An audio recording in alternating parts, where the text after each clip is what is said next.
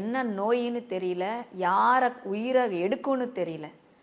ஒரு பிஸ்னஸ் நடக்கலை, தொழில்கள் எதுவுமே ஃபங்க்ஷன் பண்ண முடியாத சூழ்நிலையில் ஒரு கவர்மெண்ட்டை நடத்துறது எவ்வளோ கஷ்டமான கடினமான காலம் தெரியுமா?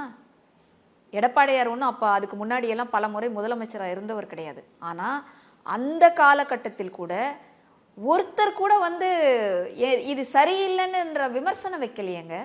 எல்லாரும் பாராட்டினாங்க அந்த ஆட்சியை. கொரோனா காலத்தில் எல்லாருக்கும் சாப்பாடு 3 வேளை கொடுத்தாரு, வீடு தேடி வந்தது எல்லாமே. ஒரு வேலை இல்லாமல் மக்கள் இருந்தால் கூட உங்களை நான் பாதுகாப்பேன் காப்பாற்றுவேன்னு உண்மையாகவே கடவுள் மாதிரி இருந்து காப்பாற்றியவர் எடப்பாடியார் அவர்கள். நான் இங்கே வந்து அதிகப்படியான விமர்சனத்திற்காகவோ இல்லை ஏதோ பாராட்டணும்னு நான் சொல்லலை. இது ரியல் ஃபேக்ட்.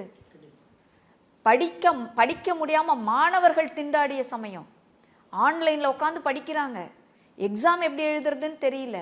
எத்தனையோ மாணவர்களுடைய கல்வி கனவு வந்து சீரழிந்து போன ஒரு காலகட்டத்தில் எத்தனை மாணவர்கள் வந்து பாஸ் பண்ணி அடுத்த அளவுக்கு போகிறதுக்கான ஒரு முயற்சி செஞ்சார்.